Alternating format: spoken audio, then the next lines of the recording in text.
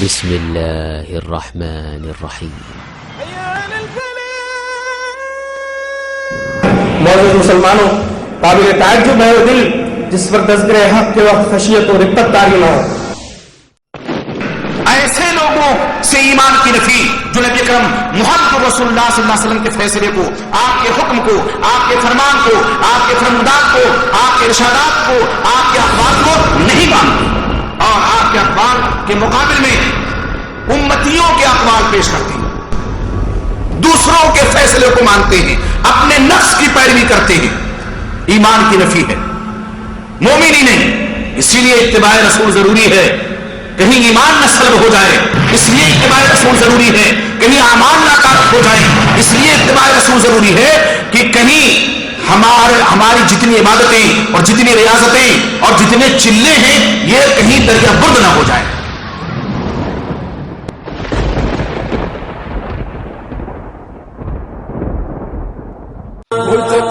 یہ نشست صاحب السمو الملکی امیر خالد الفیصل آل سعود حفظ اللہ گورنر مکہ المکرمہ کی زیر نگرانی جدہ دعوی سینٹر حی سلامہ کے تعاون سے منعقد ہوئی ہے۔ I tell you that at the end of the day you will go home with all your sins forgiven.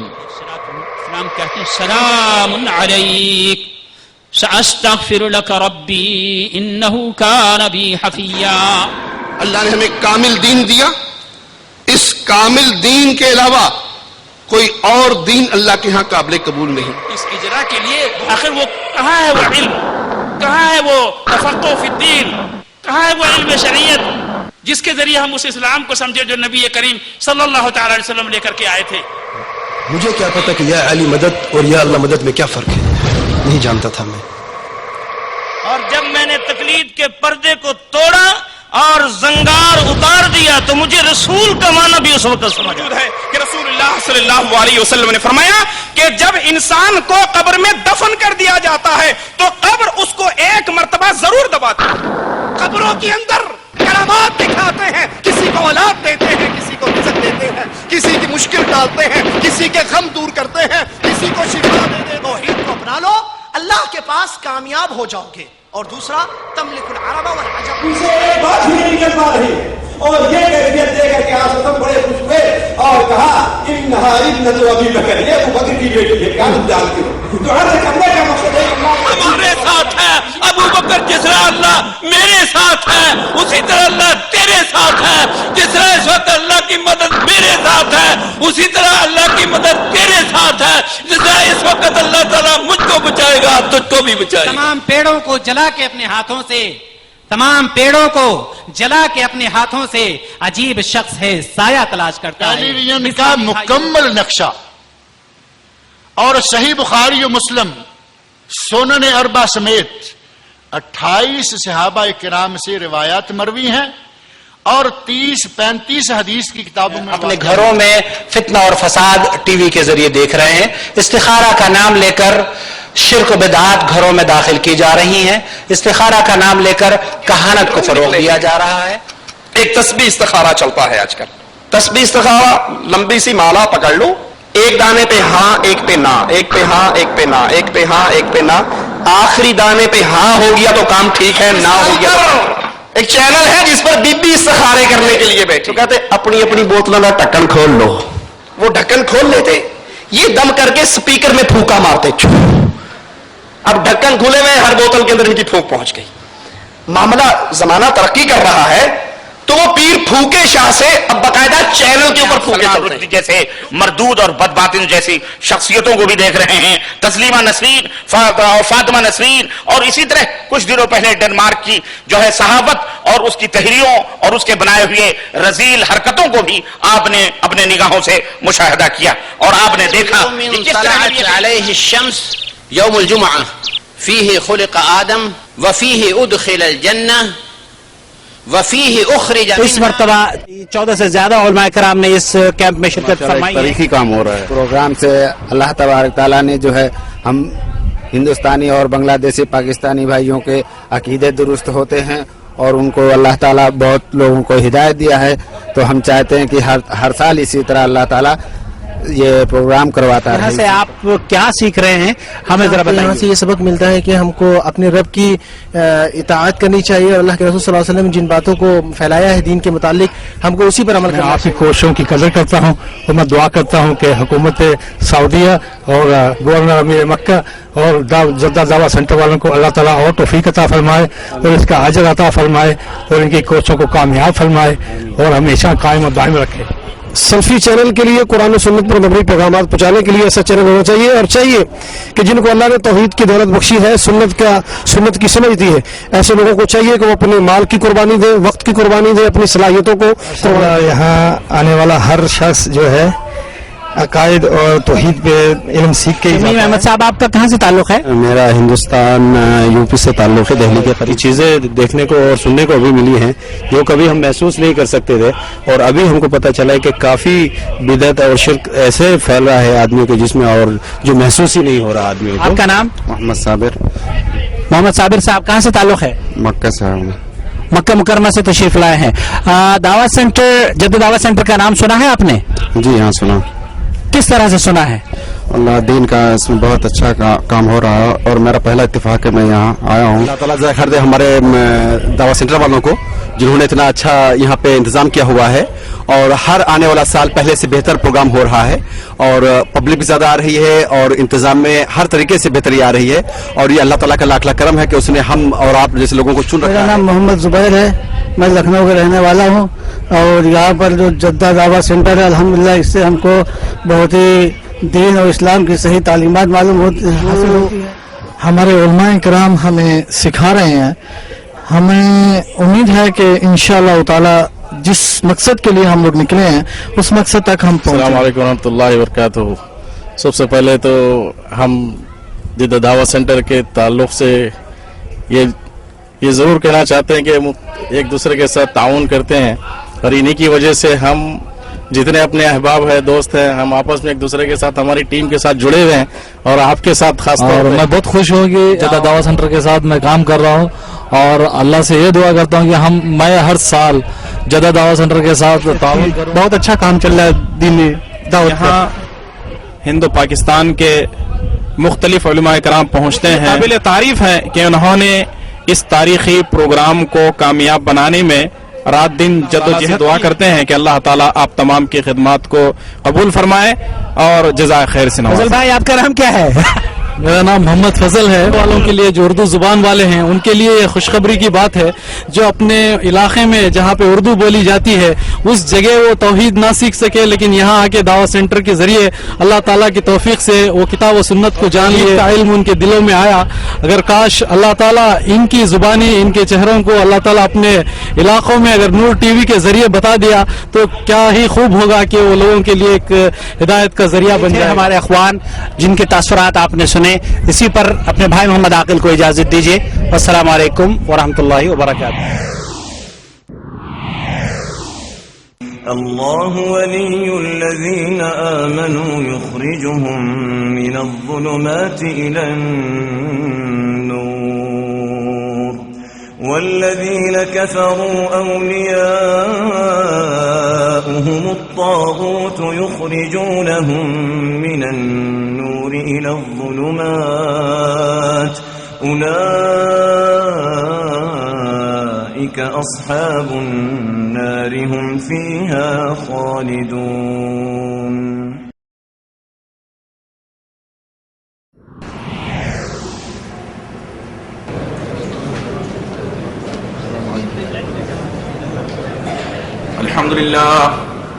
الحمد لله نحمده ونستعينه ونستغفره ونؤمن به ونتوكل عليه ونعوذ بالله من شرور أنفسنا ومن سيئات أعمالنا من يهده الله فلا مضل له ومن يضلل فلا هادي له وأشهد أن لا إله إلا الله وحده لا شريك له وأشهد أن محمدا عبده ورسوله. أما بعد فإن خير الحديث كتاب الله وخير الهدي هدي محمد صلى الله عليه وسلم وشر الأمور محدثاتها وكل محدثة بدعة وكل بدعة ضلالة وكل ضلالة في النار. أعوذ بالله السميع العليم من الشيطان الرجيم. بسم الله الرحمن الرحيم. يا أيها الذين آمنوا أطيعوا الله وأطيعوا الرسول ولا تبطلوا أعمالكم. وقال عز من قائل أعوذ بالله من الشيطان الرجيم فلا وربك لا يؤمنون حتى يحكموك فيما شجر بينهم ثم لا يجدوا في أنفسهم حرجا مما قضيت ويسلموا تسليما. وقال النبي صلى الله عليه وسلم كل أمتي يدخلون الجنة إلا من أبى. قيل من يأبى يا رسول الله؟ قال من أطاعني دخل الجنة ومن عصاني فقد أبى. وكما قال النبي صلی اللہ علیہ وسلم. اللہ رب العزت کی تعریف و توصیف اور سر رسولہ نبی آخر الزمان محمد رسول اللہ صلی اللہ علیہ وسلم پر بے شمار درود و سلام کے بعد معلوم ہو کہ اللہ رب العزت کا بہت بڑا فضل و احسان ہے، اس کا کرم ہے، اس کی نوازش ہے کہ اس نے ہمیں ایمان جیسی دولت سے نوازا ہے. اور یہ ایک ایسی دولت ہے کہ جس دولت کے سامنے دنیا جہان کی ساری دولتیں ہیچ ہیں. بڑے خوش نصیب ہیں وہ لوگ جن کو دولت ایمان ملی ہوئی ہے، اور بہت ہی زیادہ نصیبہ ور ہیں وہ لوگ جو کتاب و سنت پر کاربند ہیں. اس حیثیت سے کہ ہم مومن ہیں، مسلمان ہیں، کلمہ لا الہ الا اللہ محمد رسول اللہ کے پڑھنے والے ہیں، ہمارے اوپر یہ فرض عائد ہوتا ہے کہ ہم جس کلمے کو پڑھتے ہیں، جس اللہ اور اس کے رسول کی اطاعت کا اور فرما برداری کا دم بھرتے ہیں، پہلے ہم اس کلمے کے مفہوم کو سمجھیں. یقین جانیے ایک مومن، ایک مسلمان اگر صرف کلمہ سمجھ لے، جو کلمہ وہ پڑھ کے مسلمان ہوتا ہے، اگر اس کا مفہوم اور معنی سمجھ لے تو اس کی ایمانی زندگی سنور جائے گی.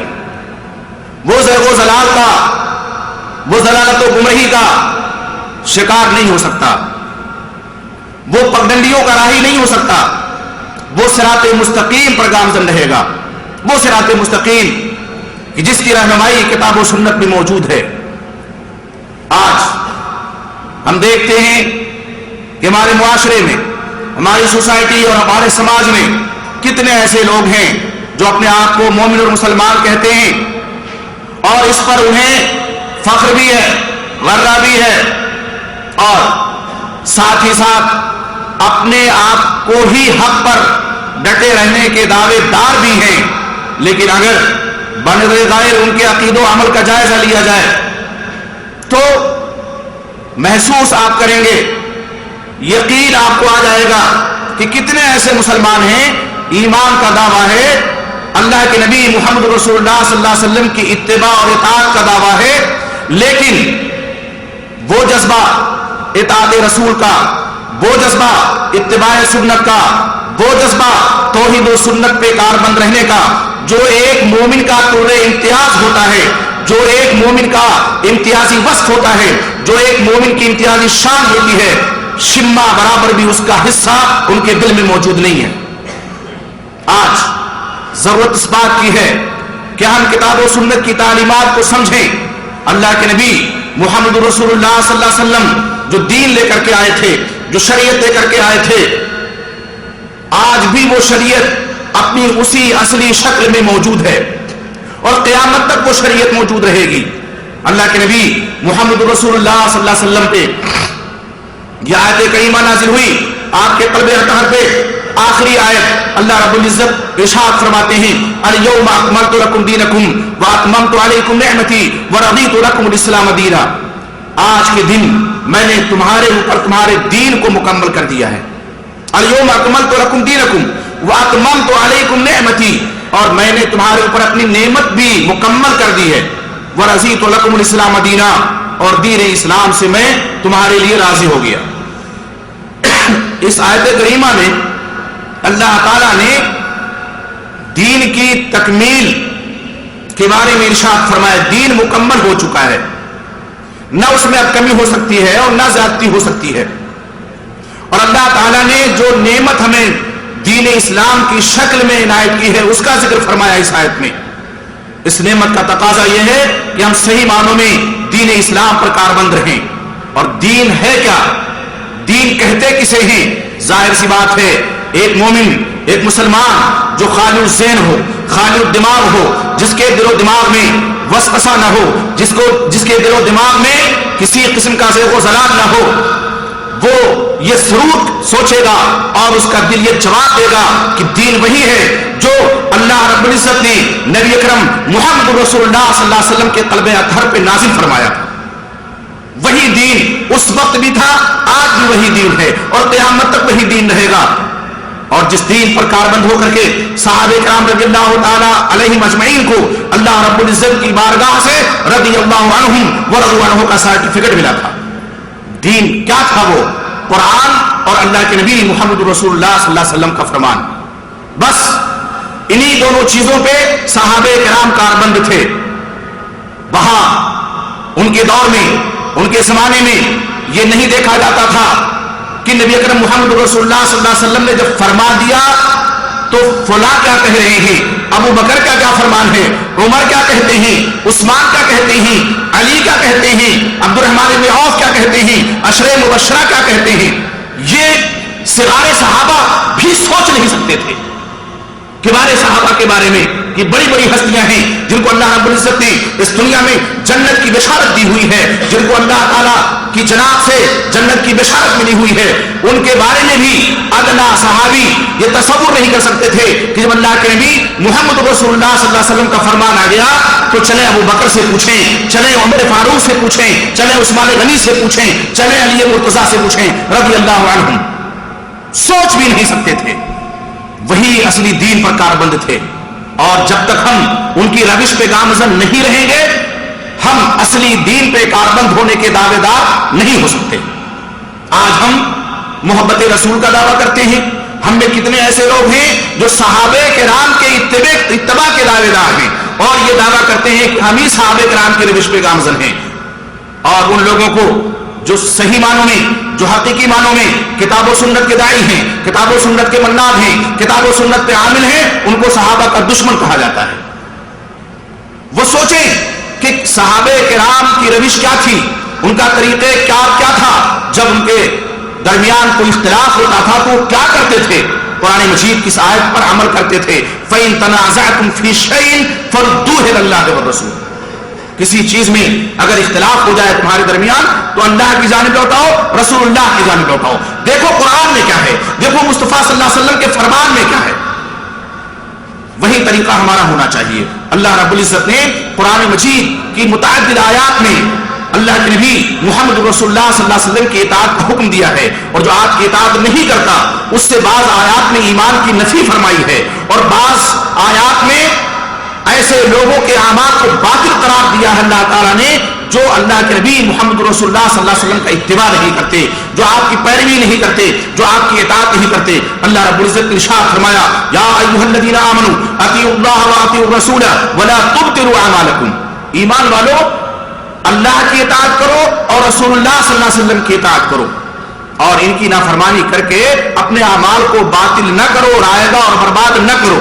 وہ اگر ہم نے اللہ کی اطاعت نہ کی، رسول اللہ صلی اللہ علیہ وسلم کی اطاعت نہ کی، کتنا ہم نیک عمل کیوں نہ کر لیں، کتنی نمازیں کیوں نہ پڑھ لیں، کتنے روزے کیوں نہ کریں، کتنی زکوٰۃ کیوں نہ دے لیں، کتنے حج کیوں نہ کر لیں اور بھی دیگر اعمال کیوں نہ کریں، لیکن یہ سارے اعمال رائگاں، اکارت اور ضائع ہو جائیں گے اگر ان اعمال میں اللہ کے نبی محمد رسول اللہ صلی اللہ علیہ وسلم کی اطاعت موجود نہیں ہے.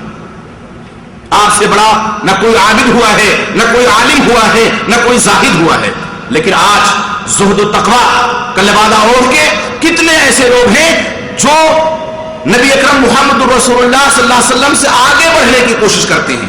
آج ہم یہ موضوع منتخب کرتے ہیں اتباع رسول ہی کیوں، کہ اللہ کے نبی صلی اللہ علیہ وسلم ہی کی اتباع کیوں کی جائے. اگر آپ جائزہ لیں تو آپ دیکھیں گے کتنے ایسے لوگ ہیں جو نبی اکرم محمد رسول اللہ صلی اللہ علیہ وسلم کو بھی بھلا چکے ہیں. ان سے آگے بڑھنے کی کوشش اعمال میں، ان سے آگے بڑھنے کی کوشش، یہ کیا ہے؟ اتباع رسول تو ہے نہیں اور ساتھ ہی ساتھ اللہ کے رسول محمد رسول اللہ صلی اللہ علیہ وسلم سے آگے بڑھ کر کے اپنے اعمال کو اور اپنے عقیدے کو اکارت اور برباد کرنا ہے. ایک آیت میں اللہ رب العزت نے فرمایا فلا وربک لا یؤمنون حتی یحکموک فیما شجر بینہم ثم لا یجدوا فی انفسہم حرجا مما قضیت ویسلموا تسلیما. آپ کے رب کی قسم وہ لوگ مومن نہیں ہو سکتے جو اپنے نزاعات میں آپ کو حکم نہ بنانے اور جو آپ فیصلہ کر دیں اس کو بطیب خاطر قبول نہ کر لیں. جب تک آپ کے فیصلے کو قبول نہیں کریں گے مومن نہیں ہو سکتے ہیں. شان ورود دیکھیے, اس شان نزول دیکھیے اس آیت کا شان نزول. حضرت عروہ فرماتے ہیں اپنے والد گرامی حضرت زبیر بن عوام رضی اللہ تعالیٰ عنہ کے تعلق سے کہ ایک مرتبہ میرے والد گرامی اور ایک انصاری سے جھگڑا ہو گیا باغ کو پانی پٹانے کے سلسلے میں. نالی سے پانی آ رہا ہے, پہلے ابا کا کھیت اور ان کا باغ پڑتا تھا, اس کے بعد انصاری کا. اس بات کو لے کر کے پانی پہلے کون اپنے باغ میں ڈالے, کون سیراب کرے, پہلے لڑائی ہوئی. اللہ کے نبی محمد رسول اللہ صلی اللہ علیہ وسلم کے پاس دونوں گئے, آپ کو حکم مانا, تب گئے. آپ صلی اللہ علیہ وسلم نے فرمایا اسقیا زبیر ثم ارسل الماء الی جارک, زبیر اپنے باغ کو تم سیراب کر لو, پہلے تمہارا باغ پڑتا ہے, اس کے بعد پانی کو روکو نہیں, پانی کو چھوڑ دو, تمہارے پڑوسی کے باغ اور اس کے کھیت تک پانی پہنچ جائے. اللہ کے نبی محمد رسول اللہ صلی اللہ علیہ وسلم کا فیصلہ انتہائی منصفانہ تھا, انتہائی عادلانہ تھا, لیکن انصاری کی پیشانی شکن آلود ہو گئی اور چھوٹتے اس نے کہا کہ ان کان ابن عمتک, یا آپ کے پھوپھی زاد ہیں اسی لیے آپ فیصلہ ایسا کر رہے ہیں کہ پہلے تم پٹا لو پانی, پہلے تم پلا لو پانی باغ کو, اس کے بعد اپنے پڑوسی کو دو. آپ صلی اللہ علیہ وسلم کا چہرہ انور غصے سے سرخ ہو گیا اور آپ نے فرمایا کہ ابھی تک تو میں نے مروت کا فیصلہ کیا تھا, اب سنو فیصلہ جو ہے وہ یہ ہونا چاہیے کہ زبیر تم اپنے کھیت کو اپنے باغ کو سیراب کرو اور مڈیروں تک پانی آ جائے خوب اچھی طرح سے, اس کے بعد پانی اس کو جائے. اس پر یہ آیت نازل ہوئی فلا وربک لا یؤمنون, ایمان کی نفی ہے, ایسے لوگوں سے ایمان کی نفی جو نبی اکرم محمد رسول اللہ صلی اللہ علیہ وسلم کے فیصلے کو, آپ کے حکم کو, آپ کے فرمان کو, آپ کے فرمودات کو, آپ کے ارشادات کو, آپ کے اقوال کو نہیں مانتے اور آپ کے اقوال کے مقابل میں امتیوں کے اقوال پیش کرتے ہیں, دوسروں کے فیصلے کو مانتے ہیں, اپنے نفس کی پیروی کرتے ہیں. ایمان کی نفی ہے, مومن ہی نہیں. اسی لیے اتباع رسول ضروری ہے, کہیں ایمان نہ سلب ہو جائے اس لیے اتباع رسول ضروری ہے, کہیں اعمال ناکار ہو جائیں اس لیے اتباع رسول ضروری ہے کہ کہیں ہماری جتنی عبادتیں اور جتنی ریاضتیں اور جتنے چلے ہیں یہ کہیں دریا برد نہ ہو جائے. اطاعت رسول اس لیے ضروری ہے. اللہ کے نبی محمد رسول اللہ صلی اللہ علیہ وسلم کے صحابہ کرام کو آپ دیکھیں کہ کس طرح سے نبی اکرم محمد رسول اللہ صلی اللہ علیہ وسلم کا اتباع کرتے تھے, کس طرح آپ کی پیروی کرتے تھے, اور کلمہ جو انہوں نے پڑھا ہوا تھا اس کے مفہوم کو وہ کس طرح سمجھتے تھے. کہہ دیا لا الہ الا اللہ, اللہ کے علاوہ کوئی معبود برحق نہیں, تو آپ اللہ کی عبادت میں کسی کو شریک نہیں کریں گے. اور کہہ دیا اشہد ان محمدا عبدہ ورسولہ, گواہی دیتے ہیں کہ محمد صلی اللہ علیہ وسلم اللہ کے بندے اور رسول ہیں, تو اب آپ کی اطاعت میں بھی کسی کو شریک نہیں کریں گے. جس طرح اللہ کی عبادت میں کسی کو شریک نہیں ہم کرتے, اسی طرح اللہ کے رسول صلی اللہ علیہ وسلم کی اطاعت میں بھی ہم کسی کو شریک نہیں کرتے. عبادت ہوگی, اطاعت ہوگی تو صرف اللہ کی, اطاعت ہوگی تو صرف رسول اللہ صلی اللہ علیہ وسلم کی. آپ صلی اللہ علیہ وسلم کی وفات ہو جاتی ہے. حضرت بکر صدیق رضی اللہ تعالیٰ عنہ جلیل القدر صحابی, پہلے خلیفہ, اور فضائل ان کے بے شمار آپ جانتے ہیں. افضل البشر بعد الانبیاء, انبیاء علیہ الصلوۃ والسلام کے بعد سب سے زیادہ افضل انسان حضرت صدیق رضی اللہ تعالیٰ عنہ. بہت شورش کا دور ہے, سر راہ خلافت ہوئے, ابھی خلیفہ منتخب ہوئے کہ مرتدین نے ایک اپنا محاذ کھڑا کر دیا. کچھ وہ لوگ جو دیہات کے رہنے والے تھے, بادیا کے رہنے والے تھے, بدو تھے, انہوں نے اسلام ہی سے انکار کر دیا, دستکش ہو گئے اسلام سے کہ ہم اب اسلام نہیں رکھتے, ہم مومن نہیں رہتے. اب جب تھے محمد صلی اللہ علیہ وسلم تب ہم مومن تھے, اب نہیں. مرتد ہو گئے دین سے, مرتد ہو گئے اسلام سے. ایک طرف ان کا جتھا ہے, دوسری طرف مانع زکات کا ٹولہ ہے. مسلمان ہیں, کلمہ پڑھتے ہیں, نماز بھی پڑھتے ہیں, لیکن کام زکات نہیں دیں گے. جب آپ صلی اللہ علیہ وسلم کی وفات ہو گئی, اب کس کو زکات دیں؟ اب کسی کو نہیں دیں گے. زکات ہم نہیں دیں گے. دوسرا محاذ. تیسرا محاذ جھوٹی نبوت کے دعوے داروں کا. اور ایک اور محاذ کھڑا ہوا تھا روم کی سرحد پہ. یہ چار محاذ تھے خلیفہ ہونے کے بعد صدیق اکبر کے سامنے. لیکن آپ دیکھیں دانش مندی, اتباع کتاب و سنت کا جذبہ اور اس خلیفہ رسول رضی اللہ تعالی عنہ کا جذبہ اتباع سنت کہ آپ صلی اللہ علیہ وسلم نے آپ اپنے آخری وقت میں حضرت اسامہ ابن زید حب رسول اللہ صلی اللہ علیہ وسلم, حضرت اسامہ رضی اللہ تعالیٰ عنہ رسول اکرم صلی اللہ علیہ وسلم کے محبوب, ان کا لقب ہی تھا حب رسول اللہ, ان کو امیر بنایا, روم کی سرحد کی جانب بھیجا. بھیجنے کے لیے ابھی مقام الجرف پہنچے تھے, لشکر لے کر کے اپنا آپ کی وفات کی خبر آ گئی.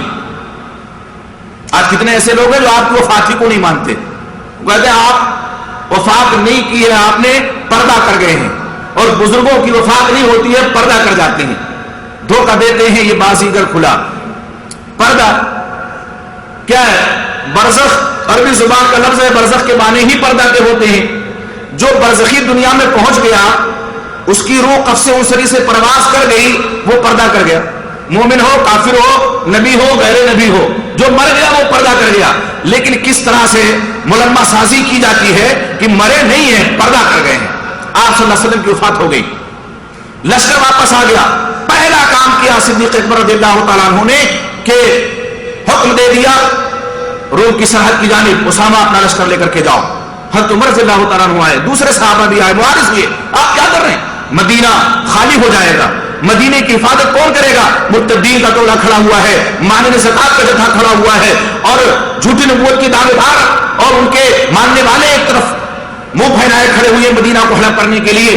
لیکن قربان جائیے حضرت ابوبکر صدیق رضی اللہ تعالیٰ عنہ نے کس طرح سے عزیمت کا, صبر و ثبات کا اور نبی اکرم محمد رسول اللہ صلی اللہ علیہ وسلم کی اطاعت کا جذبہ اپنے دل میں سمویا, اور فرمایا کہ واللہ لا احل عقدۃ عقدها رسول اللہ صلی اللہ علیہ وسلم, اللہ کی قسم میں وہ جھنڈا کھول نہیں سکتا جس کو نبی اکرم صلی اللہ علیہ وسلم نے اپنے ہاتھ سے بلند کیا تھا. آپ صلی اللہ علیہ وسلم کی وفات ہو چکی ہے, چاہتے تو اسامہ اور ان کے لشکر کو روک لیتے, لیکن آپ کا فرمان پیش نظر ہے, کچھ نہیں ہو سکتا. آپ کا حکم موجود ہے, آپ نے روانگی کا حکم اپنی حیات مبارکہ میں دے دیا ہے, اس لیے اس حکم پر عمل ہوگا. یہ نہیں کہ اب آپ کی وفات ہو گئی تو وہ حکم منسوخ ہو گیا, ختم ہو گیا. آپ ذرا غور کیجئے, آپ کی وفات کے بعد حضرت صدیق رضی اللہ تعالیٰ عنہ نے آپ کے حکم کو منسوخ نہیں سمجھا, نہیں سمجھا منسوخ, اور دنیا نے دیکھا, تاریخ نے اپنے اوراق میں محفوظ کیا, اور ہم اور آپ پڑھتے اور سنتے ہیں کہ کس طرح سے اللہ تعالیٰ نے مدینے کی حفاظت فرمائی. دہشت طاری ہو گئی ماننے زکات کے, لرز اٹھے مرتدین کہ اس کا مطلب یہ ہے کہ ابوبکر کے پاس کوئی طاقت ہے تبھی تو اسامہ کے لشکر کو روانگی کا حکم دے رہے ہیں. کب تبھی طاری ہو گئی ان کے اوپر اتباع سنت کے جذبے کی وجہ سے. آج اتباع سنت مفقود ہے تو وہ لوگ جو کبھی ہمارے سامنے بیٹھنے کی جرات نہیں کر سکتے تھے, کبھی ہماری آنکھوں سے آنکھیں ملانے کی جرات و جسارت نہیں کر سکتے تھے, آج تانے تشنے دیتے ہیں مسلمانوں کو اور ہڑپ کرنے کے لیے تیار بیٹھے ہیں. کیوں؟ اس لیے کہ آج ہماری صفوں سے اتباع رسول کا جذبہ ختم ہے. ہم فلان و علان کی بات ضرور مانیں گے, ہم علماء کی بات پہ ضرور عمل کریں گے, اگر نہیں کریں گے تو نبی اکرم محمد رسول اللہ صلی اللہ علیہ وسلم کے فرمان پہ. آپ کہاں ہیں؟ آپ دیکھیے ایسی ایسی کتابیں مانس وجود میں لائی گئی ہیں, آج نہیں صدیوں پہلے ایسی ایسی تالیفات, اور جن میں ایسے ایسے بھیانک جملے موجود ہیں. ایک صاحب نے بڑی جرات و جسارت کا مظاہرہ کرتے ہوئے لکھا, عبید اللہ کرخی نے اصول کرخی پڑھیے, کہ کل آیت اور حدیث یخالف علی ما علیہ اصحابنا فهو معول منسوخ. ہر وہ آیت اور ہر وہ حدیث جو ہمارے ائمہ ہمارے علماء کے اقوال کے خلاف ہوگی, یا تو وہ حدیث منسوخ ہے, وہ آیت منسوخ ہے, یا ہم اس کی تعویل کر لیں گے. لیکن قول ائمہ کو, قول امام کو, قول علماء, اقوال علماء को नहीं छोड़ेंगे। ये इत्तिबा रसूल है। ईमान को आवाज तो कहां है? ईमान अकीदा कहां है? अल्लाह के नबी मुहम्मद रसूलुल्लाह सल्लल्लाहु अलैहि वसल्लम की मोहब्बत का जज्बा कहां है? अल्लाह तो फरमाते हैं कुल इन कुंतुम तुहिब्बूनल्लाह फत्तबिऊनी युहिब्बुकुमुल्लाह। आप कह दीजिए कि अगर तुम्हें दावा है अल्लाह से मोहब्बत का तो मेरी इत्तिबा करो, यानी नबी अकरम मुहम्मद रसूलुल्लाह सल्लल्लाहु अलैहि वसल्लम की इत्तिबा करो, अल्लाह तुम्हें महबूब बना लेगा। आज इत्तिबा रसूल मुसलमानों ने छोड़ा तो अल्लाह ने अपना हाथ खींच लिया मदद का, अल्लाह ने अपना हाथ खींच लिया। अब अल्लाह की मोहब्बत नहीं रह गई, अल्लाह हमसे मोहब्बत नहीं करता। चंद गिनती के लोग हैं जो किताब और सुन्नत पे आमिल हैं और जिनको ताने भी दिए जाते हैं। कभी ये कहा जाता है कि ये तो बहुत थोड़े हैं, और अकलियत और अक्सरियत को मेयार हक का बनाया जाता है। चूंकि हम ज्यादा हैं, हमारी तादाद ज्यादा है, इसलिए हम हक पर हैं। ये जो कुरान और हदीस पर अमल के दावेदार हैं, ये तो बहुत गिनती के हैं, कम हैं, ये हक पर कैसे हो सकते हैं? आइए हम पूछें कुरान मजीद से कि हक का मेयार क्या है, बातिल और हक और बातिल का मेयार क्या है। उठाइए सूरह यूसुफ और देखिए आयत नंबर 106, अल्लाह रब्बुल इज्जत इरशाद फरमाते हैं वमा युमिनु अक्सरुहुम बिल्लाहि इल्ला वहुम मुशरिकून। अक्सर ईमान के दावेदार, अक्सर वो लोग जो कहते हैं हम मोमिन हैं, वमा युमिनु अक्सरुहुम बिल्लाह, अल्लाह पर ईमान के दावेदार मुशरिक है अक्सर। और सूरह सबा में अल्लाह ने इरशाद फरमाया वह कलीलुम मिन इबादी शकुर, मेरे शुक्रगुजार बंदे कम हैं, मेरे शुक्रगुजार बंदे कम हैं। कुरान कहता है कि अल्लाह के शुक्रगुजार बंदे, अल्लाह के फरमाबरदार बंदे, अल्लाह के मुती बंदे कम रहेंगे, हमेशा कम होंगे। आप अंबिया की तारीख उठा करके देखिए, कितने नबी तो इस दुनिया से चले गए गिनती के मुत्तबईन थे, 10 उंगलियों पे उनकी गिनती नहीं आ सकती। तो कितने ऐसे चले गए कि उन्होंने दावत की, पूरी जिंदगी तबलीग की, पूरी जिंदगी तौहीद की दावत देते रहे, एक भी मानने वाला नहीं हुआ। तो क्या वो हक पर नहीं थे? क्या गिनती के जो लोग थे उनके मानने वाले वो हक पर नहीं थे? आदम सानी जिनको कहा जाता है, हजरत नूह अलैहिस्सलातु वस्सलाम, कितने थे उनके मानने वाले जो कश्ती में आ गए? पूरी दुनिया मुखालिफ है, जमाना मुखालिफ है, उनका बेटा मुखालिफ है। तो क्या वो सब हक पर थे जो मुखालिफ थे? जाहिर सी बात है, हक व बातिल का मेयार अकलियत व अक्सरियत नहीं है। हक व बातिल का मेयार किताब व सुन्नत है। हमें देखना होगा किसका अमल किताब व सुन्नत के मुताबिक है, किसका अकीदा किताब व सुन्नत के मुताबिक है। अगर अकीदा हमारा किताब व सुन्नत के मुताबिक है तो चाहे हम कम ही क्यों ना हो, हम हक पर हैं। एक हदीस पेश की जाती है, इत्तबिउ सिरात अल आदम।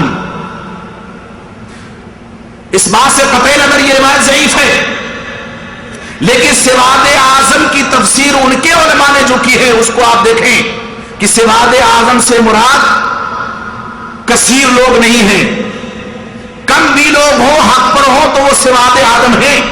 जैसे हज़रत इब्राहिम अलैहिस्सलाम को अल्लाह ताला ने कुरान मजीद में उम्मा कहा, वो एक उम्मत बहुत बड़ी जमात को कहते हैं। तन्हा हज़रत इब्राहिम अलैहिस्सलाम उम्मत है, तन्हा है, लेकिन उम्मत कहा अल्लाह ताला ने।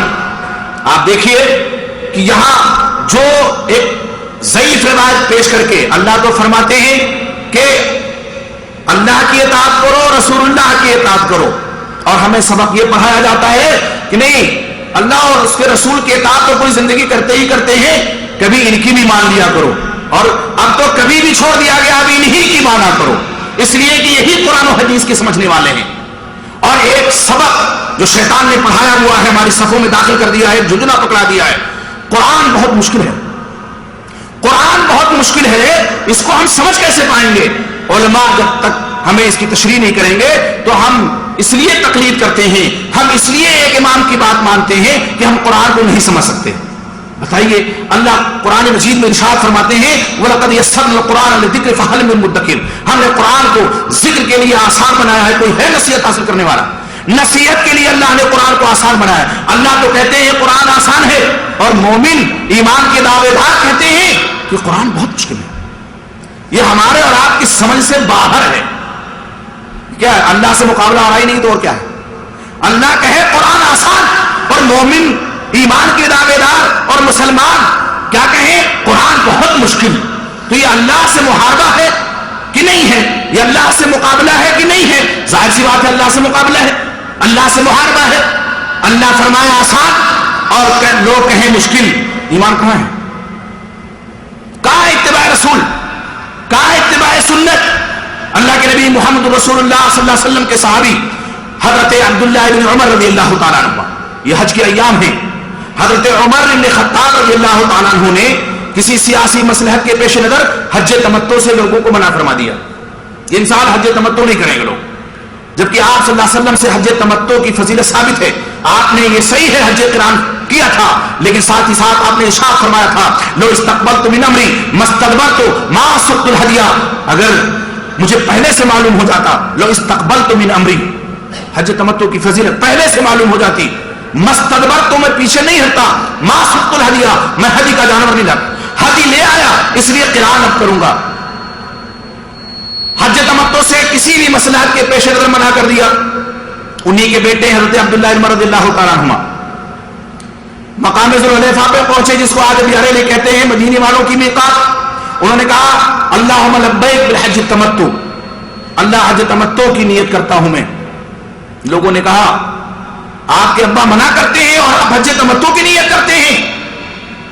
بہت تاریخ سال جملہ کہا تھا حضرت عبداللہ بن عمر رضی اللہ تعالیٰ عنہما نے، متبع رسول مشہور ہیں کہ میرے باپ کا فرمان قابل اتباع ہے، امر ابی اتبعو ام امر النبی صلی اللہ علیہ وسلم، یا نبی اکرم محمد رسول اللہ صلی اللہ علیہ وسلم کا فرمان قابل اتباع ہے۔ کوئی امام، کوئی عالم، کوئی ظاہر، کوئی عابد کتنا بڑا کیوں نہ ہو جائے، کیا حضرت عمر فاروق رضی اللہ تعالیٰ عنہ کے درجے کو پہنچ پائے گا؟ ان کا بیٹا ان کی مخالفت کر رہا ہے۔ قرآن میرے باپ پہ نازل ہوا تھا، یہ نبی اکرم محمد رسول اللہ صلی اللہ علیہ وسلم کے قلب اطہار پہ، اللہ کے نبی محمد رسول اللہ صلی اللہ علیہ وسلم نے حج تمتع کی فضیلت بیان فرمائی ہے، اس لیے حج تمتع کروں گا۔ انہی کا واقعہ ہے، ایک مرتبہ انہوں نے حدیث بیان کی، صحیح بخاری کی روایت ہے، لا تمنعوا اماء اللہ مساجد اللہ، اللہ کی بندیوں کو اللہ کی مسجدوں میں آنے سے نہ روکو۔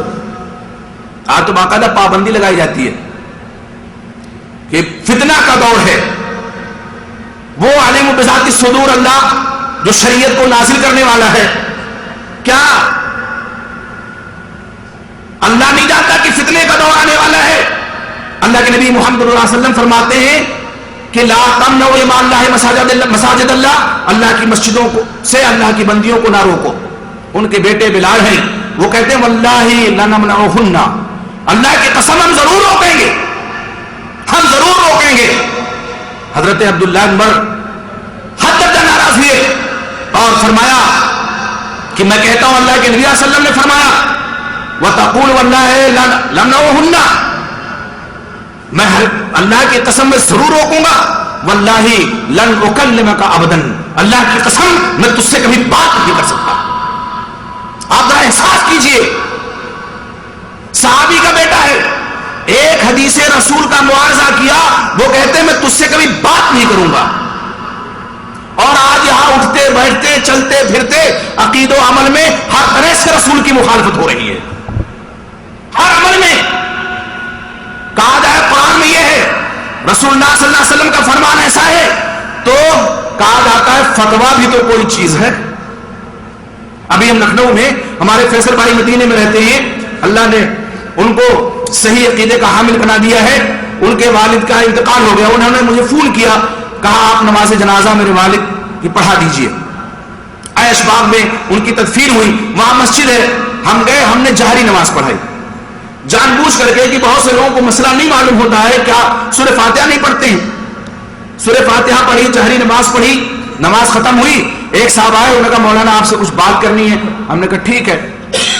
انہوں نے تو بعد میں بات کی، تدفین کے بعد امام صاحب جو مسجد کے تھے، اب ان کے پیٹ میں امرو اٹھ رہی ہے، پریشان ہیں کہ کب اگلے کب اگلے۔ ان کا بھئی آپ نے بھی نماز پڑھائی، مولانا آپ نے کیسی نماز پڑھائی ہے؟ ایسی نماز تو ہم نے کبھی پڑھی نہیں، نہ دیکھی نہ سنی۔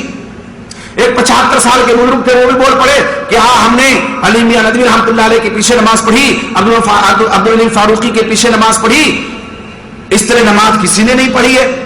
میں مسکرایا، میں نے کہا اللہ کا شکر ادا کیجئے، آپ 70-75 سال کے ہیں, کم سے کم زندگی میں ایک مرتبہ سنت کے مطابق آپ کو نماز پڑھنے کا موقع مل گیا.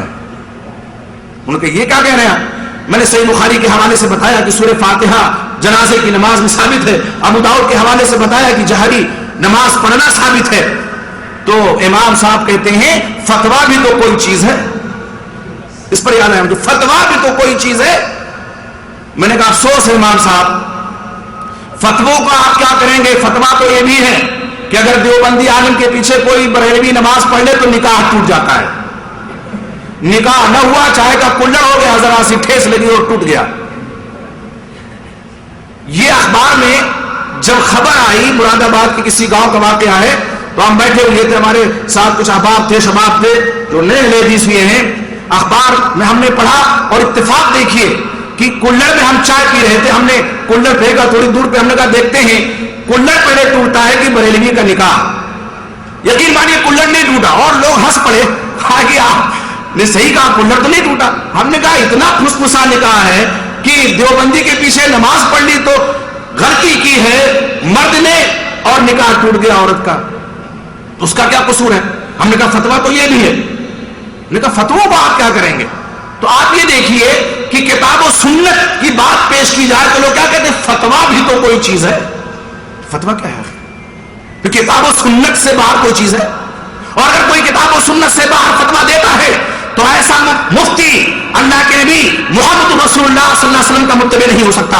وہ شیطان کا پیروکار ضرور ہو سکتا ہے, لیکن رحمان کا فرما بردار اور نبی اکرم محمد رسول اللہ صلی اللہ علیہ وسلم کا فرما بردار نہیں ہو سکتا. نہیں ہو سکتا ہے. جو کہے فتوا بھی تو کوئی چیز ہے. اسی لیے کسی شاعر نے کہا ہے کہ کیسی امت ہے کہ فرمان نبی سن کے کہے میں تو حنفی ہوں, نہ مانوں گا میں فرمان رسول. وہی ہے عبید اللہ کرخی نے جو لکھ دیا کل آیت اور حدیث یخالف علی ما اصحابنا فهو مؤول و منسوخ. ہر آیت اور ہر وہ حدیث جو ہمارے ائمہ علماء کے اقوال کے خلاف ہے, یا تو وہ منسوخ ہے یا اس کی ہم تعبیر کر لیں گے. مجھے کوئی بتائے نبی اکرم محمد رسول اللہ صلی اللہ علیہ وسلم کے زمانے میں لوگ آپ صلی اللہ علیہ وسلم کے علاوہ کس کی پیروی کرتے تھے؟ اور آپ کی وفات کے بعد صحابہ کرام آپ کے علاوہ کس کی پیروی کرتے تھے؟ کیا کوئی اور ہستی آ گئی تھی بیچ میں؟ حضرت ابوبکر صدیق رضی اللہ تعالیٰ عنہ کی ذات گرامی ہے, بیٹھے ہیں خلافت کی کرسی پہ, لوگوں کا مجمع ہے, صحابہ کرام بھی بیٹھے ہوئے ہیں, ان کے ساتھی. ایک بڑھی آتی ہے اور کہتی ہے امیر المومنین خلیفۃ المسلمین ذرا ایک مسئلہ بتائیے کہ دادی کا پوتے کی وراثت میں کیا حصہ ہے. کوئی ضروری نہیں ہے کہ تمام صحابہ کرام کو تمام مسائل معلوم ہو. ظاہر بات ہے جو مجلس میں موجود ہوگا اس مجلس کی بات اسی کو معلوم ہوگی. نہیں معلوم تھا تو حضرت صدیق رضی اللہ عنہ نے فرمایا کہ اما فی کتاب اللہ, جہاں تک اللہ کی کتاب کی بات ہے تو اس میں تو کوئی ایسی بات نہیں ہے, اور جہاں تک میں سمجھتا ہوں اللہ علیہ وسلم نے بھی کوئی تمہارا حق نہیں دیا ہے. دیر نہیں لگی, یکی بات دیگر دو صحابی رسول کھڑے ہو گئے مجلس میں سے, محمد بن مسلمہ حضرت مغیرہ بن شعبہ رضی اللہ تعالیٰ عنہ. اللہ کے رسول صلی اللہ علیہ وسلم نے دادی کو پوتے کی وراثت میں حصہ دیا ہے. پہلے محمد بن مسلمہ کھڑے ہوئے, کہا کوئی اور ہے؟ مغیرہ بن شعبہ رضی اللہ تعالیٰ عنہ کھڑے ہو گئے, کہا میں گواہی دیتا ہوں. فوراً جس طرح سے صحابہ کو ٹوکتے دیر نہیں لگی تھی, ویسے ہی خلیفۃ المسلمین کو اپنا فیصلہ واپس لیتے دیر نہیں لگی. آپ اندازہ تو لگائیے, آج ہم جیسے لوگ ہوتے تو پیشانیوں پہ بل پڑ جاتے, اتنے بڑے عالم کا معارضہ ہو رہا ہے. اور یہی چیز تو ہے, یہی چیز ہے جس میں آج لوگ پڑے ہوئے ہیں. اتنے بڑے عالم, کتنے بڑے عالم ہیں کہ اللہ کے رسول صلی اللہ علیہ وسلم سے بڑے ہو گئے. کتنے بڑے عالم ہیں, کیا وہ صدیق سے بڑھ گئے؟ فوراً واپس لے لیا اپنا فتوا, اپنا مسئلہ بیان کیا, وہ فوراً واپس لے لیا. جب اللہ کے نبی صلی اللہ علیہ وسلم کا فرمان ہے تو کیلو کال کی گنجائش نہیں ہے. اور جہاں تعبیر تلاش کی جاتی ہے, یہاں نسخ تلاش کیا جاتا ہے کہ اس کی تعبیر کر لو, توڑ مروڑ کر کے لا کر کے پیش کرو کہ اللہ کے نبی صلی اللہ علیہ وسلم کی جو یہ حدیث ہے ہمارے ائمہ کے اقوال جب اس کے خلاف ہے اس کی تعویل کیا ہوگی, اس کا یہ مفہوم ہوگا, اس کا یہ مفہوم ہوگا. اور اب ایک بات اور پیش کی جاتی ہے, اگر کوئی ضعیف حدیث سے استدلال کرتا ہے اس سے کہہ دیا جائے کہ بھئی یہ حدیث تو ضعیف ہے, تو کیا جواب دیتے ہیں کہ یہ اب بعد میں ضعیف ہوئی ہے, ہمارے امام صاحب نے جب اس سے مسئلہ لیا تھا اس وقت صحیح کی. آپ کو کیسے معلوم ہوا کہ اس وقت صحیح تھی؟ یہ بعد میں ذوق طاری ہوا ہے اس پہ. جب امام صاحب نے ہمارے، اور امام صاحب بیچارے اللہ غریب کے رحمت کرے ان کو، ان کی قبر پہ نور کی برکھا برسائے، امام حنیفہ رحمۃ اللہ علیہ، امام شافعی رحمۃ اللہ علیہ، امام مالک رحمۃ اللہ علیہ، امام احمد بن حنبل رحمۃ اللہ علیہ، وہ تو خود فرما گئے بڑی ذمہ ہو گئے دنیا میں اور قیامت میں بھی وہ برات کا اظہار کر دیں گے کہ اللہ میرا ان سے کوئی لینا دینا نہیں. میں نے تو کہہ دیا تھا کہ اذا صح الحدیث فهو مذهبی، میں نے تو کہہ دیا تھا کہ لا تقلدونی، میری تقلید نہ کرو، ولا مالکا ولا شافعی، نہ مالک کی کرو نہ شافعی کرو. امام احمد بن حنبل رحمۃ اللہ نے فرمایا تھا. امام احمد بن حنبل رحمۃ اللہ علیہ کی ذات گرامی، ان کا جب نام آتا ہے تو دل و دماغ پہ ایک عجیب کیفیت طاری ہوتی ہے. اتباع کتاب و سنت کا جذبہ کس طرح اس اللہ کے بندے کے اندر، جن کی تعریف کردہ کتاب مسند احمد بن حنبل ہے، حدیث کی کتاب. امام اعظم جن کو کہا جاتا ہے، جبکہ امام اعظم اللہ کے نبی محمد رسول اللہ صلی اللہ علیہ وسلم کے، لیکن وہ منصب آپ سے چھین کر کے ایک امتی کو دے دیا گیا ہے. ان کو جو کہا جاتا ہے، ان کی کوئی لکھی ہوئی کتاب آج پردے گیتی پہ موجود نہیں ہے، جبکہ امام احمد بن حنبل رحمۃ اللہ علیہ کی تعریف کردہ کتاب مسند امام احمد بن حنبل موجود ہے. کس طرح اتباع کتاب و سنت کا جذبہ ان کے اندر تھا. جب مامون رشید کے دور میں خلق قرآن کا فتنہ رونما ہوا اور عیسائیوں نے ایک شوشہ چھوڑا کہ بھئی تم بھی کہتے ہو کہ اللہ نے عیسیٰ علیہ السلام کو آسمان پہ اٹھا لیا ہے، آسمان پہ اٹھا لیا، اور یہ تمہارا عقیدہ ہے کہ وہ روح اللہ ہے. وَكَلِمَتُهُ أَلْقَاهَا إِلَىٰ مَرْيَمَ، قرآن کہتا ہے کلمہ ہے اللہ. تو تمہارا بھی عقیدہ ہے، تمہارا قرآن کہتا ہے کہ عیسیٰ علیہ السلام اللہ کا کلمہ ہے. تو اللہ مخلوق نہیں، اس کا کلمہ بھی مخلوق نہیں، تو ہمارے نبی عیسیٰ مخلوق کیسے ہوں گے؟ مطلب وہ بھی الوہیت میں حصے دار ہیں. اسی لیے وہ تثلیث کے قائل ہیں عیسائی نا. وہ کہتے ہیں عیسیٰ علیہ السلام کو کیا کہتے ہیں؟ ایمن اللہ کہتے ہیں، اللہ کا بیٹا نعوذ باللہ. کہتے اب معتزلہ کو کوئی جواب نہیں سوجھا تو انہوں نے کیا کیا؟ تنازل کا راستہ اپنایا. انہوں نے اس عقیدے ہی سے برات کا اظہار کر دیا اور کہا نہیں، اللہ کا کلمہ مخلوق ہے اور قرآن اللہ کا کلام ہے، یہ بھی مخلوق ہے. مامون رشید بھی جھانسے میں آ گیا. اس کے بعد معتصم باللہ بھی آیا اور بھی سلاطین آئے.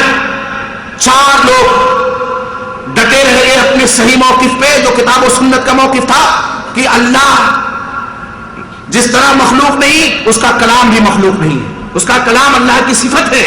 اللہ اپنی ذات میں مخلوق نہیں تو اپنی صفات میں بھی مخلوق نہیں ہے. وہ چاروں لوگوں کو، جن میں حضرت امام احمد بن حنبل رحمۃ اللہ علیہ بھی تھے، جیل میں ڈالا گیا. ایک نے تنازل اختیار کر لیا، دستبردار ہو گئے. ایک کا دماغ پھر گیا، پاگل ہو گئے.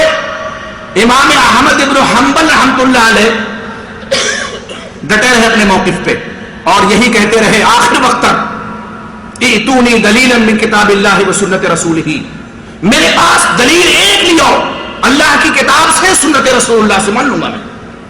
کوئی دلیل تو لاؤ اللہ کی کتاب سے، کوئی دلیل تو لاؤ سنت رسول اللہ سے، میں مان جاؤں گا کہ اللہ کا کلام قرآن مخلوق ہے. اور دلیل ہو تو نہ دیں گے. دلیل تھی نہیں، محض مسبوحی حرکت کر رہے تھے معتزلی، اور ان کی ہاں میں ہاں سلاطین بھی اس وقت کے ملا رہے تھے. اتنی مصیبت ان کے اوپر نازل کی گئی اور قید و بند کی اتنی صعوبتوں میں گرفتار کیے گئے کہ سن کر کے پڑھ کر کے کلیجہ منہ کو آتا ہے. ان کے بیٹے عبداللہ بیان کرتے ہیں کہ میرے ابا جان رات کی تاریکی میں تہجد کی نماز پڑھنے کے لیے جب کھڑے ہوتے تو تہجد کے بعد دعا کرتے، کہتے رحم اللہ ابن الحیثم، رحم اللہ ابن الحیثم، رحم اللہ ابن الحیثم، اللہ ابن الحیثم پر رحم فرمائے، اللہ ابن الحیثم پر رحم فرمائے. مجھ سے نہیں رہا گیا. ویسے میں نے سوچا ابن الحیثم کوئی آپ کے استاذ ہوں گے جن کے لیے دعا کر رہے ہیں، یا آپ کا کوئی فرما بردار شاگرد ہوگا جن کے لیے دعا کر رہے ہیں.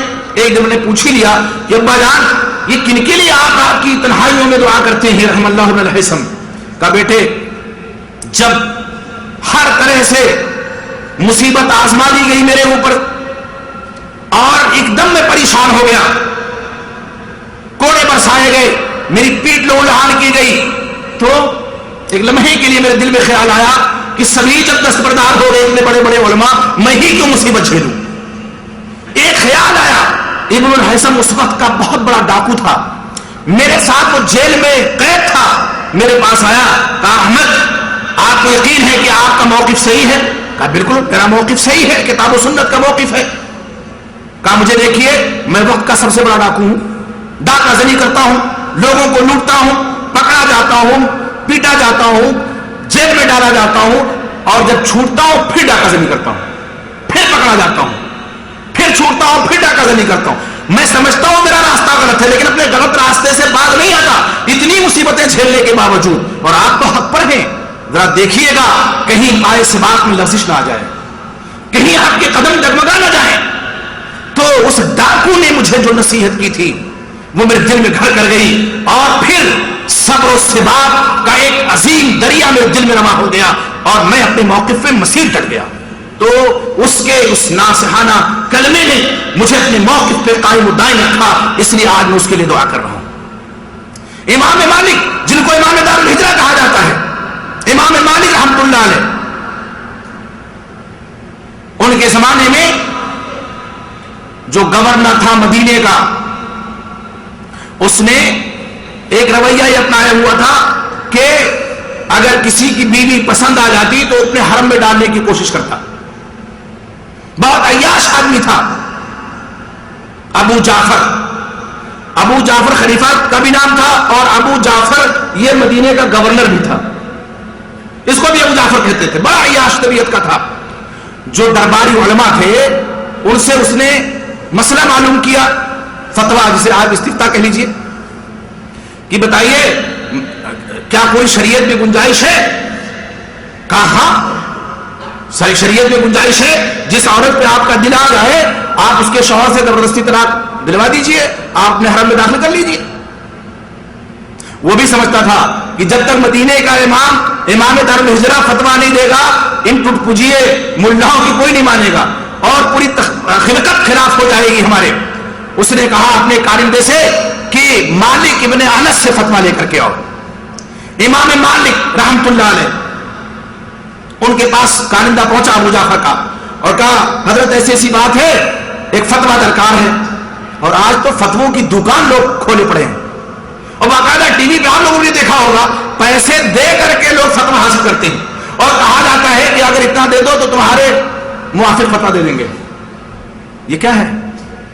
یہ قرآن کو بیچنا نہیں ہے تو کیا ہے؟ یہ حدیث کو بیچنا نہیں ہے تو کیا ہے؟ یہ شریعت کا سودا نہیں ہے تو آخر کیا ہے؟ اور یہ ایمان کا سودا نہیں ہے تو آخر کیا ہے؟ یہ ایمان بکتا ہے، فتویٰ جو بیچتا ہے وہ اپنا ایمان بیچتا ہے۔ فتویٰ جہاں فقہ کی کتابوں میں لکھا ہے کتاب اللہ کی پڑھائی پہ اجرت دینا حرام، قرآن مجید پڑھانے پہ اجرت دینا حرام، یہ فقہ کی کتابوں کا مسئلہ ہے۔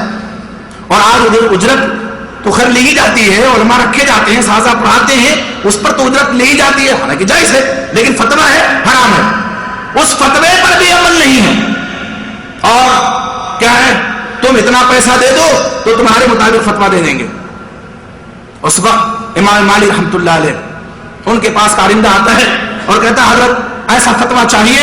انہوں نے کہا نہیں، طلاق مکرہ، زبردستی کی طلاق واقع نہیں ہوگی، زبردستی کی طلاق واقع نہیں ہوگی۔ ایک آدمی ہے، اس کی بیوی ہے، وہ اس کو طلاق نہیں دینا چاہتا، جبری اگر تم طلاق دلا رہے ہو اس سے، نیت اس کی نہیں، انما الاعمال بالنیات، طلاق واقع نہیں ہو سکتی ہے۔ کہا سوچ لیجیے انجام، بہت برا حشر ہوگا۔ بہت ابو جعفر کو آپ تو جانتے ہیں، کہا اس کو بھی جانتا ہوں، تمہیں بھی جانتا ہوں، اپنا انجام بھی معلوم ہے، لیکن اس کے علاوہ میں کچھ اور نہیں کہہ سکتا، اس لیے کہ شریعت اس کی اجازت نہیں دیتی ہے، کتاب اللہ سنت رسول اللہ سے اس کی اجازت نہیں ملتی ہے ہمیں، اس لیے ہم ایسا فتویٰ نہیں دے سکتے۔ اور وہی ہوا جس کا خدشہ تھا اور جس کی دھمکی دی تھی اس کارندے نے۔ امام مالک رحمت اللہ علیہ کو گدھے پہ سوار کیا گیا، ان کی داڑھی صاف کی گئی، کالک پوتی گئی، مدینے کی گلیوں میں امام دار الہجرہ رحمت اللہ علیہ کو گھمایا گیا۔ امام مالک رحمت اللہ علیہ کی عظمت دیکھیے۔ آج ہمیں ذرا سی مصیبت آتی ہے تو ہم پریشان ہو جاتے ہیں اور فوراً تنازل کا راستہ اپنا لیتے ہیں کہ چلو تھوڑا سا مصالحت کر لیتے ہیں۔ وہ دیکھیے مصالحت نہیں اپنائی، انہوں نے مداحنت نہیں اپنائی، اور کہا من یعرفنی فقد یعرفنی، جو مجھے جانتا ہے وہ تو جانتا ہی ہے، اور جو نہیں جانتا ہے وہ جان لے میں مالک ابن انس ہوں۔ چہرے پہ کالے پتی ہوئی ہے, چہرہ واضح نہیں ہے, لوگ نہیں سمجھ پاتے. تو کہا میں مالک ابن انس ہوں اور فتوا دیتا ہوں کہ زبردستی کی طلاق واقع نہیں ہو سکتی ہے, نہیں ہو سکتی زبردستی کی طلاق واقع. پیشانی, حاکم کی پیشانی شکن آلود ہو رہی ہے, ہونے دو, لیکن اللہ کے نبی محمد رسول اللہ صلی اللہ علیہ وسلم کے فرمان سے انحراف کی جرات نہیں کر سکتے. مصیبت آ رہی ہے, آنے دو, کوڑے برس رہے ہیں, برسنے دو, مسائل عالم کی چکی میں پیسا جا رہا ہوں, پسنے دو, لیکن میں یہ فتوا دیتا ہوں کہ زبردستی کی طلاق واقع نہیں ہوگی. آج تقلید اور تقلید کی رٹ لگانے والے ذرا سوچیں, یہ ائمہ خدا تھے, جو علماء وقت تھے, جن کی خدمات سنہری حروف سے لکھے جانے کے قابل ہیں. آج ان کا نام لے کر کے بددینی پھیلائی جا رہی ہے.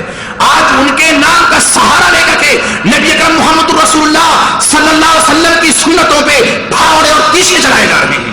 آپ صلی اللہ علیہ وسلم کی سنتوں کو پائمال کیا جا رہا ہے کہ ہمارے امام نے ایسا نہیں فرمایا, ہمارے امام نے ایسا نہیں کہا, تو ہم کیسے؟ وہ شریعت کو زیادہ ہم سے سمجھنے والے تھے, وہ شریعت کو بے شک سمجھنے والے تھے, لیکن ساتھ ہی ساتھ وہ یہ بھی سمجھتے تھے کہ جو ہم کہہ رہے ہیں وہی آخری بات نہیں ہے. ہارون رشید نے انہیں امام مالک رحمۃ اللہ علیہ سے ایک مرتبہ اجازت طلب کی, امام صاحب آپ کی کتاب جو موطا امام مالک ہے, حدیث کی کتاب ہے, سب سے پہلی تالیف, حدیث صحیح بخاری سے پہلے اس کی تالیف ہوئی ہے. آپ اگر کہیں تو باب مدینہ پہ اس کو ہم آویزہ کروا دیں اور ایک عام منادی کرا دیں, عام اعلان کرا دیں کہ موطا امام مالک کے اندر جو حدیثیں ہیں انہیں پر عمل ہوگا. آج کا کوئی عالم ہوتا تو کہتا بھائی ہماری ڈگڈگی پٹ رہی ہے, پٹنے تو ٹھیک ہے, کر لو. لیکن وہ امام خدا تھے, امام مالک رحمۃ اللہ علیہ, خشیت الہی کا جذبہ ان کے رگ و ریشے میں پیوست تھا. انہوں نے کہا نہیں, بہت سی صحیح حدیثیں میں نے اس کتاب میں لکھی, بہت سی صحیح حدیثیں مجھ سے چھوٹ گئی ہیں, ایسا ہرگز نہ کرنا. وہ امام مالک رحمۃ اللہ علیہ ہیں. ایک آدمی آتا ہے, فتویٰ پوچھتا ہے, مسئلہ معلوم کرتا ہے, جواب دیتے ہیں. دوسرے سال آتا ہے, وہی مسئلہ معلوم کرتا ہے, اس کے الٹا جواب دیتے ہیں. ایک سال پہلے کچھ جواب دیا تھا, ایک سال بعد کچھ جواب دے رہے ہیں. حیران ہے, ششتر ہے اور پریشان ہے, اور کہتا ہے امام صاحب بات کیا ہے, اتنی شہرت ہے اور اتنی زیادہ آپ کی مقبولیت ہے اور ابھی ایک سال نہیں گزرا ہے, آپ نے اپنے فتوے کے خلاف فتویٰ دے دیا. کل یؤخذ من قوله ويرد الا صاحب هذا القبر واشار على قبر النبي صلی اللہ علیہ وسلم. ہر شخص کی بات لی بھی جا سکتی ہے, اس کی بات کو رد بھی کیا جا سکتا ہے, لیکن نبی اکرم محمد رسول اللہ صلی اللہ علیہ وسلم کی بات کو رد نہیں کیا جا سکتا. پہلے تم نے معلوم کیا تھا میرے سامنے کوئی ایسا مسئلہ, ایسی حدیث نہیں تھی, اب حدیث رسول میرے سامنے ہے, میں اس کے مطابق فتویٰ دے رہا ہوں. پہلے اجتہاد سے فتویٰ دیا تھا, اب حدیث رسول آ گئی ہے, اس کے مطابق فتویٰ دے رہا ہوں. ہو سکتا ہے اگلا سال آئے, اس سے کہیں زیادہ صحیح حدیث مجھے مل جائے, اس کے مطابق فتویٰ دے دوں, تو اس سے رجوع کر لوں گا. رجوع کرتے رہے اپنے مسائل, بیان کردہ مسائل سے ائمہ, اور آج انہی کے نام لیوا, انہی کا نام لے کر کہتے, اور وہ بھی خامخواہ کی تقلید. عقیدے میں تو تقلید کو لوگ حرام کہتے ہیں, عقیدے میں کہتے ہیں تقلید حرام ہے, جو بنیاد ہے اس میں حرام ہے, جڑ میں حرام ہے اور شاخوں پہ پھدک رہے, اور جو نہیں تقلید کرتے ان کو گمراہ اور گمراہ کر کہا جا رہا ہے. آپ اندازہ لگائیے, آپ سوچئے کہ حق کہاں ہے. کتاب و سنت کے علاوہ بھی کہیں حق ہو سکتا ہے. اللہ کے نبی صلی اللہ علیہ وسلم کے دور میں, صحابہ کرام رضی اللہ تعالیٰ علیہم اجمعین کے دور میں, ان دونوں کے علاوہ کوئی تیسری چیز موجود تھی؟ ظاہر سی بات ہے قطعاً نہیں تھی. کوئی بھی صحابی اگر فتویٰ دیتے تھے, کوئی مسئلہ بیان کرتے تھے اور دوسرے صحابی ان کے خلاف مسئلہ بیان کرتے اور اس کی مقابلے میں دلیل لاتے, تو فوراً وہ رجوع کر لیا کرتے تھے. یہی ان کا جذبہ تھا, وہی جذبہ آج بھی ہونا چاہیے. لیکن آج پوری امت کو شیطان نے ایک جھنجھنا پکڑا دیا ہے. کیا اتنے بڑے عالم, اتنے بڑے عالم, وہی قرآن کے سمجھنے والے, ہم کہاں سمجھ پائیں گے؟ قرآن بہت مشکل نہیں ہے. دروس قرآن کو لوگ آج فتنہ کہتے ہیں, فتنہ کہتے ہیں کہ دراصل قرآن فتنہ علیہ باللہ. انسانی ہاتھوں کی لکھی ہوئی کتاب یہ ذکر ہے, اصلی ذکر ہے. اللہ کی جو بھیجی ہوئی کتاب ہے اس کو فتنہ کہا جا رہا ہے, پھر اس سے فتنہ پھیل رہا ہے.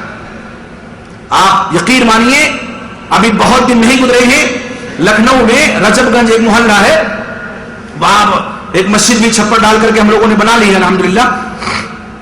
نئے اہل حدیث ہوئے, ان کی مسجد میں نماز پڑھنے گئے, مغرب کی نماز تھی, آمین زور سے کہہ دی, امام صاحب نے دوسری رکعت پہ سلام پھیر دیا, لوگوں نے دیا, نہیں قبول کیا, دوسرا سلام پھیر کے دم لیا, پھر فوراً ہی کھڑے ہوئے 3 رکعتیں پڑھی پھر سے, یہ ان کا مسئلہ ہے, پھر سے 3 رکعتیں پڑھی, اور جب دوسری نماز کا سلام پھیرا تو چھوٹتے ہی کہتے ہیں بھائی دیکھیے آپ لوگ زور سے آمین نہ کہا کیجیے, بڑا ڈسٹرب ہوتا ہے نماز میں. آمین سے تو یاد آ جانا چاہیے کہ اسی رکعت میں آمین کہی گئی ہے, ہم سلام کیوں پھیرے, 3 رکعت والی نماز ہے, تو کہا بڑا ڈسٹرب ہوتا ہے. بحث چھڑ گئی, مسجد سے باہر لوگ آئے اور لوگوں نے کہنا شروع کیا احناف نے کہ اہل حدیثوں سے کہ بھائی دیکھو آپ لوگ ہماری مسجد میں آئے نماز پڑھنے, لیکن آپ کو ہمارے عقائد کے مطابق نماز پڑھنی پڑے گی, عقائد کے مطابق نماز پڑھنی پڑے گی. انہوں نے کہا بھائی اللہ علیہ وسلم کی سنت تو ہم نہیں چھوڑ سکتے, تو کہا ہماری مسجد میں نہ آئیے. ہم نے ایک صاحب نئے اہل حدیث ہوئے تھے, ان کے گھر میں نماز پڑھنی شروع کی, پھر اللہ نے وہی قریب میں زمین دلا دی, اب چھپر ڈال کے نماز پڑھ رہے, جمعہ جمعہ سب وہی کا واقعہ ہے, حسین آباد کا, ابھی چند مہینہ پہلے کا, مغربی کی نماز تھی, ایک نئے اہل حدیث نے آمین کہہ دی, درس ہمارا ہوتا ہے وہاں ہر جمعرات کو, امام صاحب نے نیت توڑی, تاریخ کا پہلا واقعہ, مسجد میں بیٹھے, تاریخ کا پہلا واقعہ ہے. شاید آپ نے کسی بریلوی کے بارے میں بھی ایسا نہ سنا ہو, بریلوی بھی مسجد سے جب نکالتے ہیں نماز پڑھ لیتے ہیں تب دھکا دیتے ہیں اور دھلتے ہیں, پتہ نہیں کیا کیا کرتے ہیں.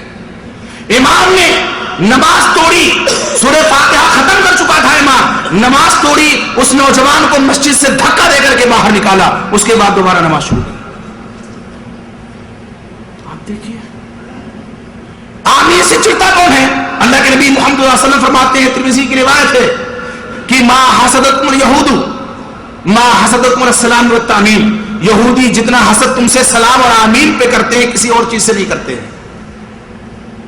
سلام زور سے ہم کہتے ہیں, ظاہر سی بات ہے اسی کے ساتھ آمین کا ذکر ہے, اس کو بھی زور سے کہیں گے. اس حدیث میں یہ بھی دلیل ہے, اور ساتھ ہی ساتھ یہ بھی ہے کہ آمین سے چڑھنا کس کا کام ہے؟ یہودیوں کا. اور ساتھ ہی ساتھ یہ بھی دلیل ہے جب سنیں گے تبھی چڑھیں گے, اور ہم بلند آواز سے کہیں گے تبھی سنیں گے. جب بلند آواز سے کہیں گے نہیں تو وہ سنیں گے کیسے, چڑھیں گے کیسے؟ تو اللہ علیہ وسلم کا یہ فرمان صحیح کیسے ہوگا؟ اور آپ کا فرمان صادق ہے, سچ. صادق و مصدوق کا قول ہے کہ حسد کرتے ہیں آمین سے جتنا اور سلام سے جتنا, کسی اور چیز سے وہ حسد نہیں کرتے ہیں. اور آج وہی روش ہے امت کی, ایک عظیم گروہ کی آج وہی روش ہے, دھکے دے کر کے باہر نکالو. کیوں؟ اس لیے کہ آمین کہہ دیے, فرشتے روک دیں گے, آپ صلی اللہ علیہ وسلم کہیں گے یہ تو میری امت کے لوگ ہیں, ان کی پیشانیاں چمک رہی ہیں, ان کے اعضائے وضو چمک اور دمک رہے ہیں. آپ نے فرمایا حدیث میں یاتونا خرم محجلین, پچ کلیانی گھوڑے کی طرح سے آئے گی میری امت, اور میں پہچانوں گا اعضائے وضو کی روشنی سے چمک دمک رہے ہوں گے اعضائے وضو. ایسا نہیں ہوگا کہ نماز نہیں پڑھتے ہوں گے, نماز بہت نمازیں پڑھتے ہیں لوگ, اور اسی لیے پیشانیاں چمک رہی ہوں گی, آپ پہچانیں گے روک کیوں رہے, جو میری امت کے لوگ ہیں. آپ سے کہا جائے گا انک لا تدری ما احدثوا بعدک, آپ کو نہیں معلوم کہ آپ کے بعد انہوں نے کیا نئی بدعتیں ایجاد کی تھیں.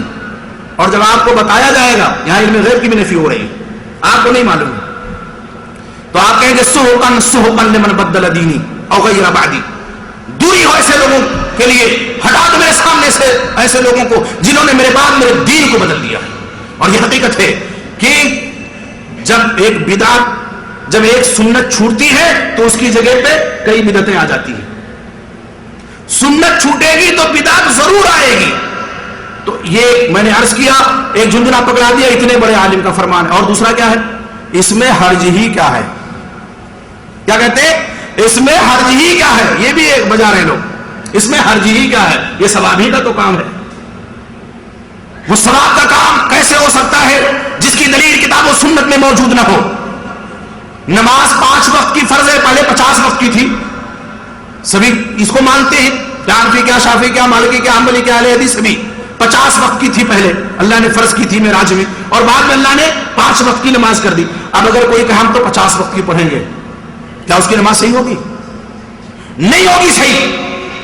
اور کوئی کہے بھائی نماز ہی تو پڑھ رہے ہیں, کوئی گناہ کر رہے ہیں, ظاہر سی بات ہے, کہے گا کیا عرض ہے بھائی اس میں, یہ تو ثواب کا کام ہے, نماز ہے, اللہ کی عبادت ہے, کہیں شیطان کی عبادت تھوڑی کر رہے ہیں, اللہ کی عبادت کر رہے ہیں, اس میں حرج کیا ہے. آج وہی چیز ہے, تو لوگ کہتے ہیں اس میں حرج کیا ہے، کوئی دلیل کیا ہے، کوئی ممانعت موجود نہیں ہے، اللہ کے نبی صلی اللہ علیہ وسلم سے منع نہیں ہے، ہم کر رہے ہیں. آپ یقین مانیے شریعت وہی ہے جو اللہ نے رسول اللہ صلی اللہ علیہ وسلم کے قلب اطہر پہ نازل فرمائی ہے. اس کے علاوہ کوئی اور چیز شریعت نہیں ہو سکتی ہے، اور شریعت کتاب و سنت کے علاوہ کوئی تیسری چیز ہے بھی نہیں. اس کے علاوہ کوئی تیسری چیز شریعت بننے کی متعامل نہیں ہو سکتی ہے. آج میں لوگ تانے دیتے ہیں اور کہتے ہیں اللہ ولی الذین آمنوا یخرجهم من الظلمات الى النور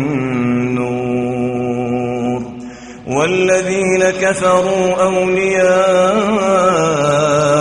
الطاغوت یخرجونهم من النور الى الظلمات أولئك أصحاب النار هم فيها خالدون.